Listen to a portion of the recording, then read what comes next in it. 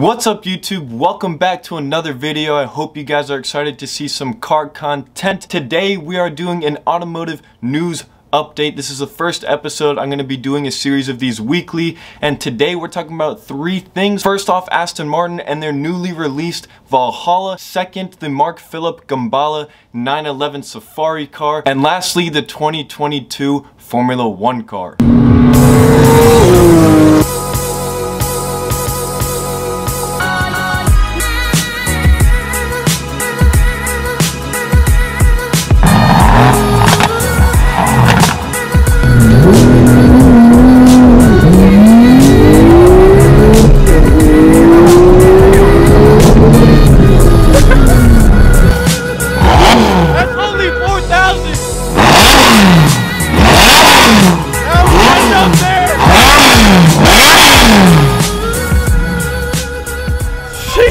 Alright, so let's talk about Aston Martin and the newly released Valhalla. Personally, I think the thing looks beautiful. I don't know about you guys. Let me know in the comments below what you think. So let's talk about power. This thing makes 937 horsepower in total. It has about 740 horsepower from the ICE, internal combustion engine, which is actually provided by AMG, and it's a twin turbo or bi-turbo V8, which is the same one found in the AMG GT Black Series. Now, I made a video about it on TikTok and someone actually commented, well, so basically it's an AMG with an AMG engine. And no, that is not true at all. Aston Martin has confirmed that they've completely reworked the ECU, completely tuned it differently, have multiple different components. But yes, the engine is provided by Mercedes and AMG, but Aston Martin have just tuned it to fit better. So what's even more crazy is that Aston Martin is claiming that they will run a 6-minute 30-second time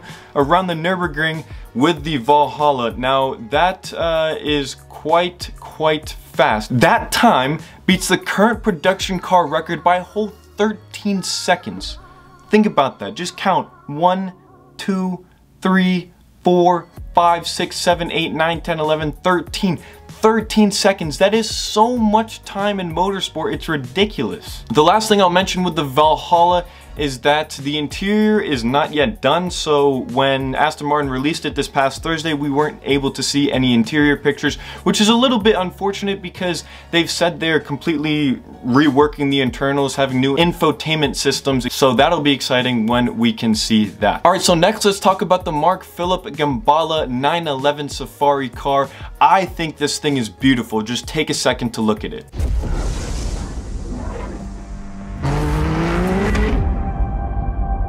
So müssen wir uns natürlich genauso machen. Ist man als im Baller immer etwas auf den Laufenden?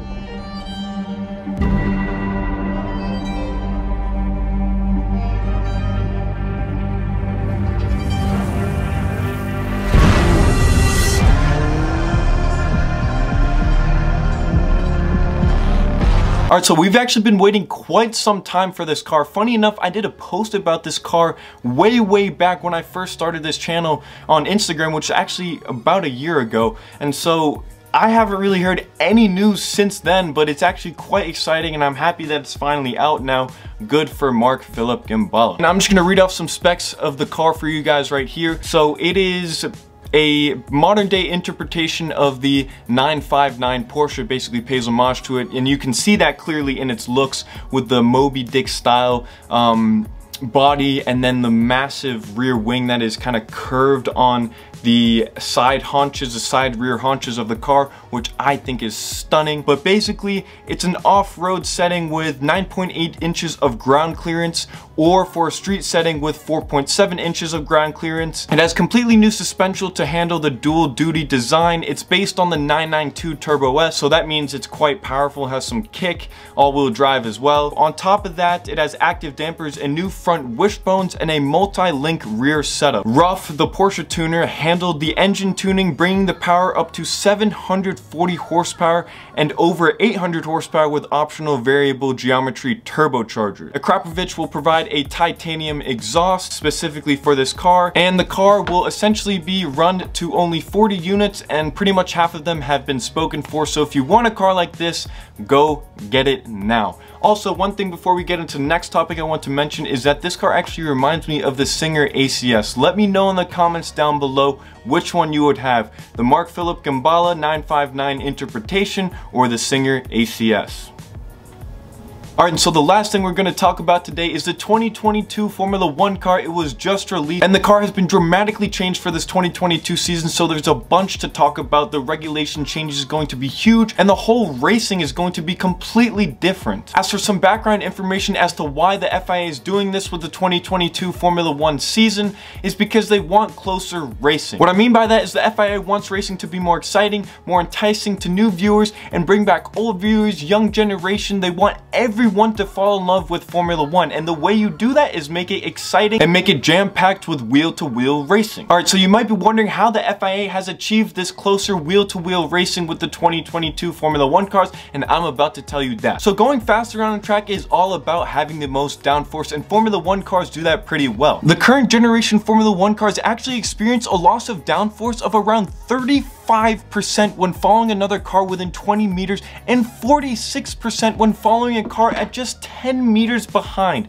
That is crazy. This is why you really only see overtakes in Formula 1 when the cars are using DRS, which is the drag reduction system, which opens up the wing. The cars actually gain an extra speed of around 10 miles per hour. And so they can only use the DRS in the straights, so that's why you often see the overtaking happening at the end of the straights going into turns. But you never really see wheel-to-wheel racing overtakes through a bunch of corners. That's going to change with the 2022 Formula 1 car. Through the FIA completely reworking the aerodynamic design of the 2022 car, it'll only experience a loss of downforce at 4% when tailing a car 20 meters behind and only 18% when following a car 10 meters behind. Those numbers have been decreased dramatically. Essentially, what this is going to do is going to make wheel-to-wheel racing more common. Time gaps aren't going to be as big as they were in previous years. And judging off my previous video talking about ExxonMobil and Porsche working on synthetic fuels, I'll link that video right here. You should know that I'm a huge fan of them. If you were wondering why, it's because they could potentially save the internal combustion engine and our huge V12, so that means I can potentially buy one when I'm older. Anyways, I thought you would already know that, but if you don't, watch my video. But the whole reason why I brought up this whole synthetic fuel thing is because Formula 1 is trying to implement that for next year's car. So the twin-turbo V6 engines used in the Formula 1 cars are going to become much more heavily regulated, so they can essentially retrieve more data from the engines. The fuel is going to contain 10% ethanol, and it's going to have to be produced in a sustainable and clean manner. So essentially they're going to use the same process that I talked about in my synthetic fuels video about Porsche and ExxonMobil, where they take CO2 out of the atmosphere, mix it, create a fuel with the CO2, and then burn it. So that same amount of CO2 that is taken out of the atmosphere goes back into the atmosphere, and it makes the fuel carbon neutral. Anyways guys, that is it for today's video. Let me know your favorite story. Let me know if you like this type of video, because this is going to be a series. I'm going to keep talking about these automotive news weekly updates. This is the first one. I hope you guys liked it. I hope you learned something as well. If you have any questions, let me know in the comments below. Please like and subscribe, and I hope you guys have a good day.